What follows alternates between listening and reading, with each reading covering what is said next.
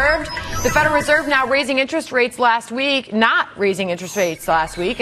And San Francisco Fed Pres John Williams described the decision as a, quote, very close call. In an interview with Maria Bartiromo on Sunday Morning Futures on Fox News, Williams adds a rate hike this year is still in the cards.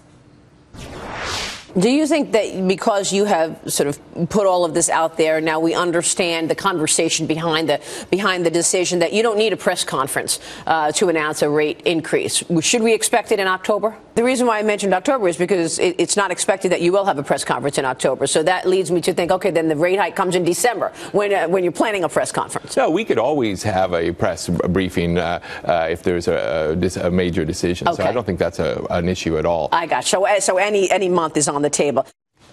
All right. Well, I want to bring in Angel Oak Capital Advisors managing partners Brad Friedlander. 2015 rate hike. Is it going to happen?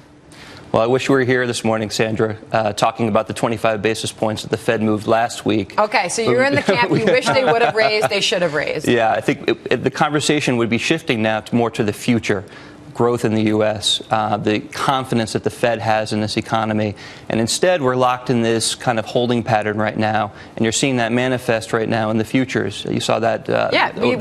We sold off. Yeah. But we're back up this morning. So let's see if markets stabilize a little bit. But when we're talking about this Fed rate hike, I want to go back to the point that Williams is making. October, everybody's talking about December because that's the next press conference. But October, he's saying he's not ruling out a rate hike then. I'm looking at the probabilities on the Fed fund futures, what they price in, which they accurately priced in that there would not be a rate hike at this last meeting. Right now, they're saying there's an 11% chance of a hike at the October meeting. Robert, a 39% chance coming in December. So right now, the market's telling us there's no rate hike coming this year. Exactly. So about a week ago, the probability of any rate hike in 2015 was something like 70%. It's now, what you say, it's about 45, maybe less even so. And then the other question is that if you're not hiking in September, why suddenly, what has changed so dramatically in a month from now? And then the third thing I want to point out is that there's another risk of a government shutdown at the debt ceiling crisis. We've been talking about that. Yes, if our expectations are correct, Congress will actually vote for a continuing resolution for about 2 months to keep the government funded for the next 2 months because the calendar is too busy to come up with a budget agreement now. And then the budget negotiations will coincide with another negotiations on the debt ceiling, which brings this all together. You're giving me a headache here, Robert. Come on. I mean, Brad, but going back to your point about to raise or not to raise, the rate hike, we didn't get it. Will we get one by the end of the year? I mean, can the markets handle it is the big question, right? Yeah, I think the markets can handle it. I think in a certain way, the markets have become desensitized with all the volatility that we're seeing right now. So October is still in the cards somewhat. These are crisis level rates. Correct. Crisis level. That's what makes zero sense to me. But digging that we're not in the crapper, not in that, not to 0% interest rates, are we? But you're supposed to raise in an overheating economy, right? To try to slow things down a little bit. And that's the argument. That to me is the biggest problem. It's like you're going to the doctor, you get medication, and the doctor's trying to get you off the medication to prove you're healthy.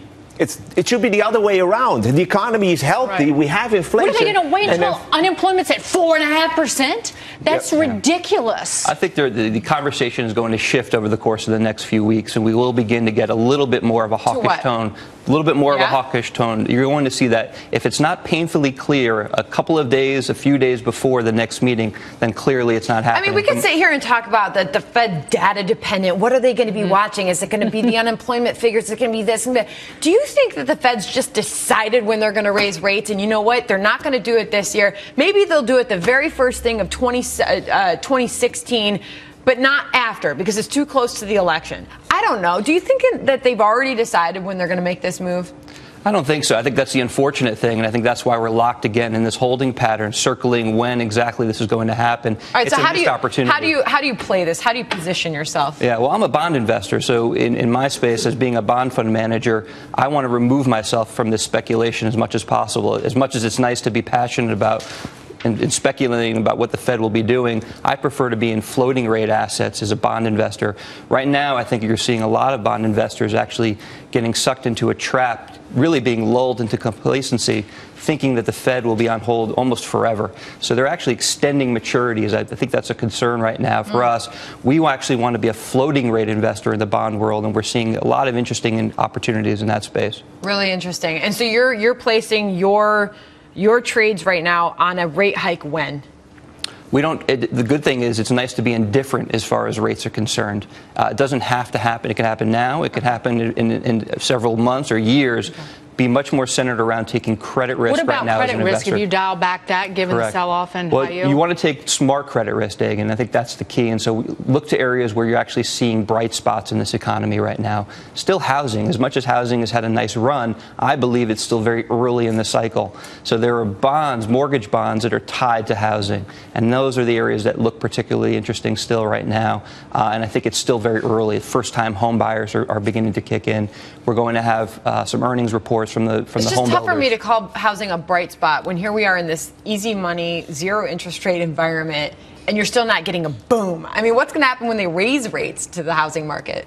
Yeah. I digress. All right, Brad Friedlander, thank you for joining us this morning. Thank you. Good stuff.